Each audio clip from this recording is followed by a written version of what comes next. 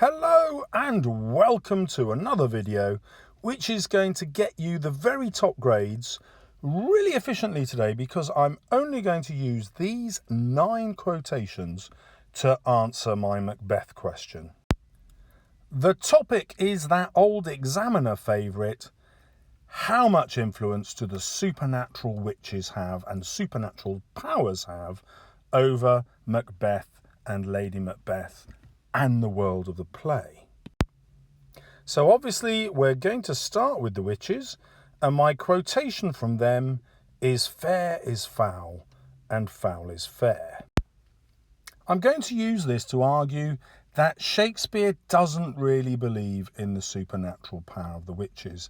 In my thesis, I'm going to say that he includes witchcraft in order to satisfy the tastes of James I, for whom he's writing this play, but he's actually much more interested in the psychology of his characters when they know their fate.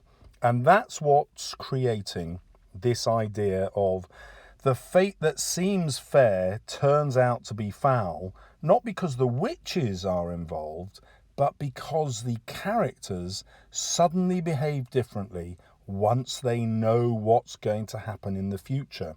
And this is what destroys their happiness.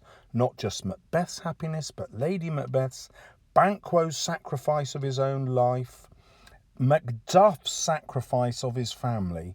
All these unhappy moments are caused when characters know their own fate.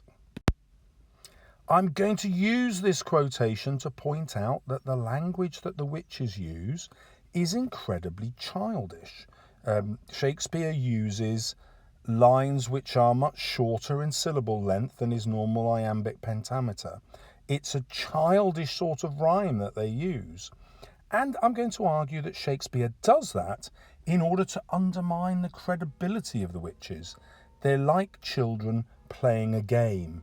And he uses that to show us that he doesn't believe their game has real power. Next, I'm going to focus on Lady Macbeth and consider her role in the supernatural. So she says, "Come to my woman's breasts and take my milk for gall, you murdering ministers." Well, the imperative here, come, shows how she's trying to command the forces of evil to obey her, and she calls them murdering ministers. This is ironic because a minister in a church is normally somebody who provides help, who even conducts the service, but here a minister is also a servant. So she imagines that the witches and the powers of evil can become her servants in order that she can become more masculine, getting rid of her woman's breast milk symbolically, to turn her more evil, hence replacing that breast milk with gall, a poison. So what I'm going to argue here, it is that the patriarchal society is what causes her to seek power in this way. She needs to get rid of her femininity in order to become more masculine, and this is the only way she can achieve power, by behaving in ways that are more male. Now, when we follow her actions in the play, she has no supernatural power or command of the witches. In fact, they don't take away her milk, literally or metaphorically. When she ends up killing herself, she does so out of extreme guilt.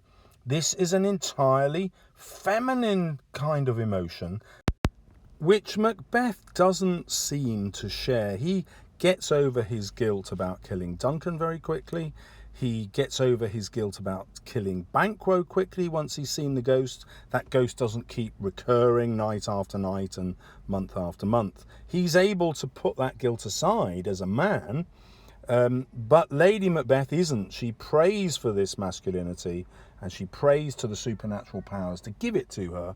But actually we see by the end of the play, or by the end of her part in it, that it has not worked because they have no supernatural power.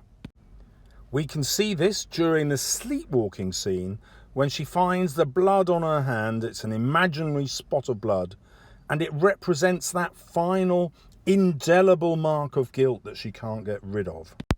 Now, she realizes that her soul is damned because of the blood she has encouraged Macbeth to spill.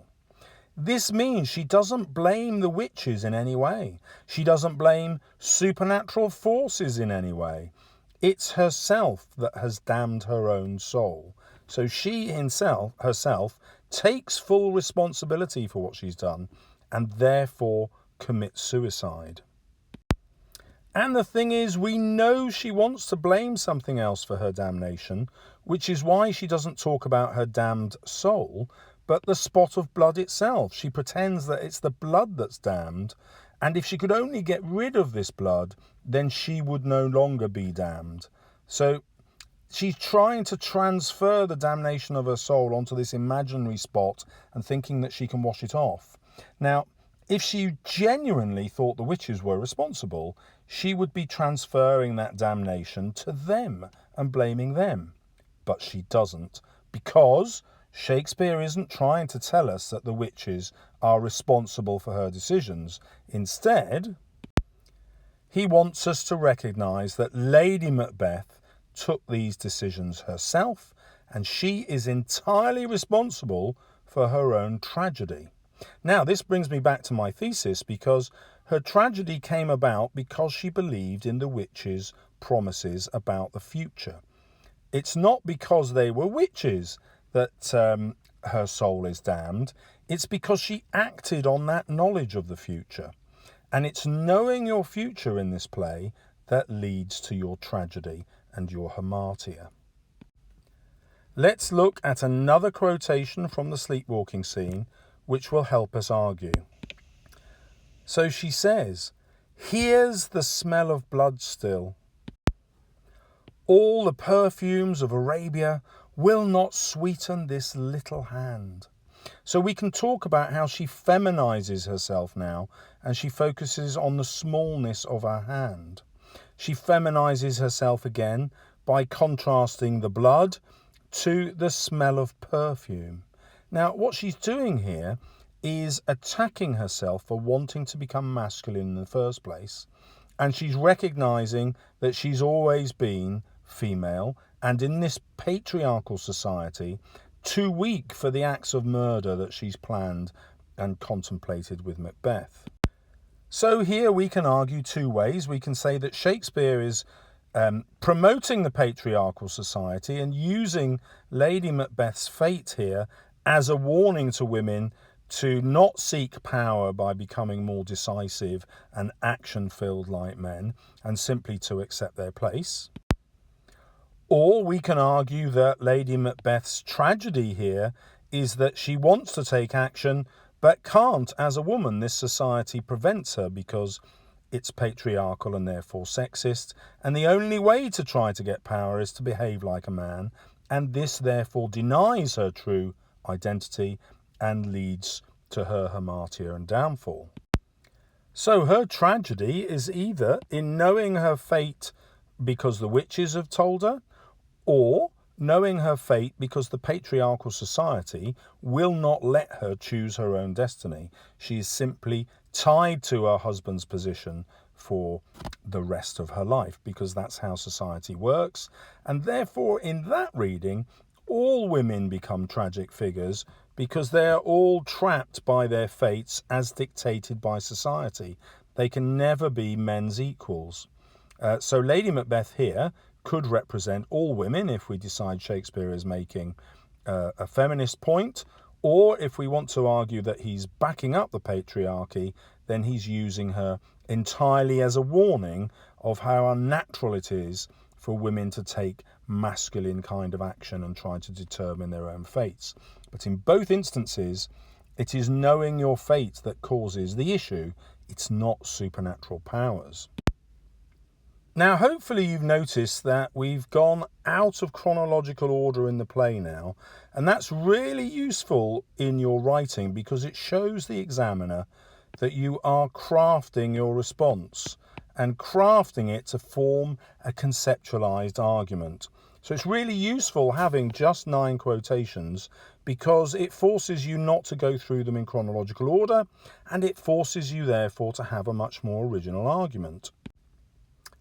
Okay, so next we're going to consider the dagger that Macbeth sees in front of him before he kills Duncan. And he answers his own question for us here. Is this a dagger I see before me, or but a dagger of the mind? Well, if it's a dagger of his mind, he's quite clearly saying that there is no supernatural power that has pointed this dagger in front of him. In fact, he then asks to clutch the dagger, and he can't. I have thee not, he says. So this also proves that this is a dagger of the mind, and it could be seen as a warning to his mind not to kill Duncan. This could be his conscience speaking, which is why he can't actually clutch it. He can't get hold of it. The other possibility is that contemplating regicide, which is his own act, has destroyed his own mind. It's attacking his own mind now, and he can see it happening, which is why he's commenting on it live.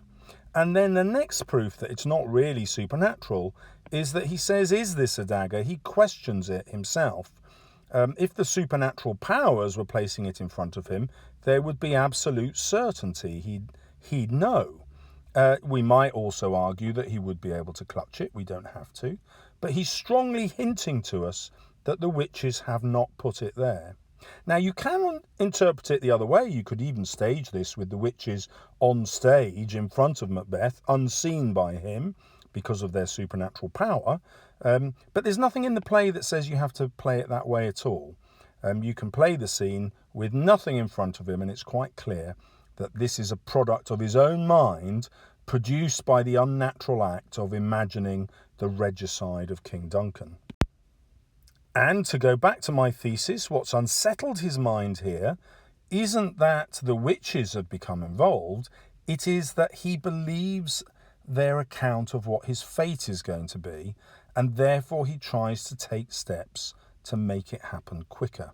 In other words, he is entirely responsible. It is utterly his decision, and he sees the warning of the dagger but does not treat it as a warning. Instead, he pursues the idea of regicide. Next, I'm going to consider the role of the witches with Banquo. He hears the same predictions that Macbeth hears, and he wants to know his own fate. If you can see into the seeds of time and say which grain will grow and which will not, speak then to me, who neither beg nor fear your favours. So here Banquo appears independent. He appears not to be influenced by the witches. He's not going to beg them and he's not going to fear them. He's going to be entirely neutral. But is he? Because he hears from them that Banquo, his seed, that's a metaphor for his son, his seed will become king. And after Fleance becomes king, then Fleance's sons will become king and their sons will become king, and so on. Now this is his fate revealed to him.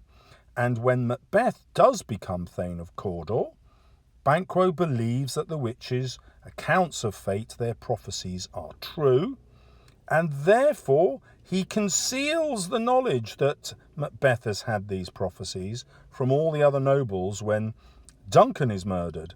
He knows that Macbeth has done it, but he conceals this. Why? Because he's buying time for Fleance to grow old enough to become king. And he needs Macbeth to become king in order for his son to become king, because that is also part of the witches' prophecies. Well, that leads inevitably to Banquo not overthrowing Macbeth. It leads to Banquo being assassinated. And he sacrifices his own life in order for this fate to come true for his son. Now, on the one hand, this can be portrayed as a noble sacrifice, and it shows Banquo and his son Fleance in a very noble light, which is essential because at the time, Shakespeare's day, it was believed that Banquo was an early ancestor of King James I. So flattering Banquo in this way portrays James I in a very favourable light. However, another reading of the play is that Banquo is really cynical here. He could have found some kind of justice by trying to bring Macbeth to account for killing Duncan, but instead he doesn't. There is a massive element of self-interest here, and that could be his hamartia, his self-interest, and Shakespeare is actually quite critical of Banquo. It's up to you to decide which interpretation you prefer. But again, it isn't the witches that cause this, they simply are the vehicles through which the fate is prophesied. Once the fate is known, that's when characters begin to act in immoral ways that lead to their own tragedies. Now, we can also infer that Shakespeare doesn't believe it's supernatural power through the language he gives Macbeth and Lady Macbeth. So Lady Macbeth's instruction to her husband before she kills Duncan is this: "Look like the innocent flower, but be the serpent under it." Now, as you know, this is a direct reference to the serpent in the Garden of Eden, who tempted Eve to eat of the tree of knowledge and good and evil, and then she in turn tempted Adam to eat of it. And from this, we have the doctrine of original sin, the idea that everybody born from Adam and Eve, which is all of us, all carry this original sin, this defiance of God with us, and therefore we are all born evil and have to learn to behave in good ways. Well, if we take that doctrine of original sin, we can see that Shakespeare is suggesting that it's Lady Macbeth's innate evil that allows her to commit these actions, and it's also Macbeth's innate evil that allow him to become the serpent beneath the flower. So the witches don't create this evil, it's just their prophecy which allows this evil to come to fruition, to be revealed. And remember, Lady Macbeth hasn't even met the witches. All she's had are their promises in a letter from Macbeth. And it's that knowledge of the future, of what thou art promised, that Macbeth says, that causes her tragedy, not the witches themselves. This is why Shakespeare gives these words to Macbeth when Banquo is killed. In many ways, the murder of Banquo is psychologically worse for him than the murder of Duncan, because he doesn't see Duncan's ghost, does he? He sees Banquo's ghost. This seems to have a much more powerful effect on him. Now, so let's look at his words. "We have scorched the snake, not killed it," he says. Now, this reference to the snake again automatically brings us back to original sin and brings us back to the idea that Macbeth had this evil within him all the time. It's not something the witches have put there. And therefore, he is entirely responsible for his own fate. Perhaps this is also emphasized with the word scorched and the idea of fire, which is representative of the fires of hell, suggestive of it. And it further suggests that this snake that's going to turn to attack him, Fleance in his mind, is again simply his portrayal of fate. It's fate which is the snake that's going to attack him. Now, if he didn't know what his fate was going to be, he could live quite happily as king, and indeed might behave in a completely different way. Fleance might become king in 20 or 30 years' time. But because he has turned to evil and murder, he hastens his own demise, his own tragedy. So once again, it's the belief in his own fate that causes the tragedy of his life and causes him to turn towards his innate sense of evil. It isn't the witches at all. Now, when Lady Macbeth dies, we have some really interesting words from her husband, who does not blame the witches. Instead, what he says is, "Tomorrow and tomorrow creeps in this petty pace from day to day." So instead, we can see that he's fixated on time, and this is his fate. He now wants to get his fate over and done with. He actually wants to die. That's why he imagines in this metaphor, this personification, that time is creeping in a petty pace. And what he wants is the final resolution. He wants action. He wants his fate now to be decided. He's fed up of waiting for it because he knows how it's going to end. The witches have told him not that he will never be defeated, but that he will only be defeated when Birnam Wood rises up, when he meets somebody who's not born of woman. He doesn't understand when that will be, but he knows it's going to happen because everything else the witches have told him has come true. So here we can talk about the tragedy of his kingship. And the tragedy for him, his personal tragedy, is that he has not been able to enjoy any of it. It is a gift that has been ruined for him because he knows about his own fate. And so ultimately he gives up on life and surrenders to his fate because he already knows it's waiting for him. So ironically, although he becomes king, he actually chooses a fate which brings him no joy because the fate is known. And that, I would argue, is what Shakespeare is saying is his true tragedy. It was Lady Macbeth's tragedy, and she tried to change that fate by becoming male, and it didn't work. It was Banquo's tragedy, and he brought about his son's kingship, but at the cost of his own life. So he, of course, does not live a happy life either. Now, because I want my grade 9, I'm going to point out that this meaning is for the sophisticated members of his audience. This perhaps only reveals his innermost thoughts to himself. The public meaning is that the witches are responsible because that's the message that King James wants to believe. And therefore, the public meaning is that you should not indulge in the great crime of regicide, and it's a message to the nobles at court.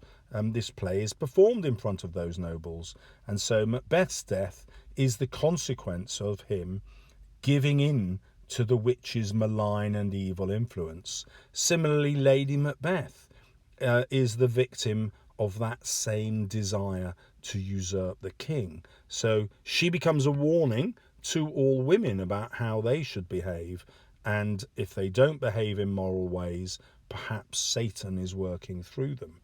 But I would strongly argue that that's just the public meaning of the play. But when we look deeper at the language that the characters use, we can see that Shakespeare believed something much different, that it is the psychological effect of knowing your fate which leads to your own tragedy. In this reading, perhaps Macbeth and Lady Macbeth would have led noble and productive lives in Scotland had the witches not let that fate out of the bag and revealed it to Macbeth. To that extent, we can blame the witches' influence, but it is only a psychological one that Macbeth and his wife latch onto, and as we have seen, so does Banquo. And a final point, if you want it, is that Macduff also finds out his fate. In fact, he controls it when he leaves his wife and children behind to be slaughtered by Macbeth. He can't have expected Macbeth to behave in any other way, and he does that in order to create the conditions where he's going to come back vicious enough to demand revenge and therefore fulfill the witch's prophecies. And for my money, this is my personal interpretation, I think Shakespeare looks on Macduff as an evil character who had a choice to take his family away, but left them and sacrificed them. And that to me seems like an evil act and points to the idea of original sin, the idea that we're all born evil because of the sins of Adam and Eve. And therefore, even the noble characters like Macduff carry this sin with them and behave in this evil way. You, of course, don't have to mention Macduff here because we've got a satisfying conclusion, just leaving it at the point of considering Lady Macbeth, Macbeth and Banquo. So I hope I've convinced you that these awesome 9 quotations are all you need to answer this particular question. Look out for my future videos when I will apply the same quotations to all the other questions I can think of for Macbeth. And at the end of it, you will have memorized these 9 quotations and know that you can get a grade 9 no matter what the question is. How awesome is that going to be? I'm really excited to see if I can pull it off. So do subscribe if you want to see those, and enjoy. See you soon on my channel.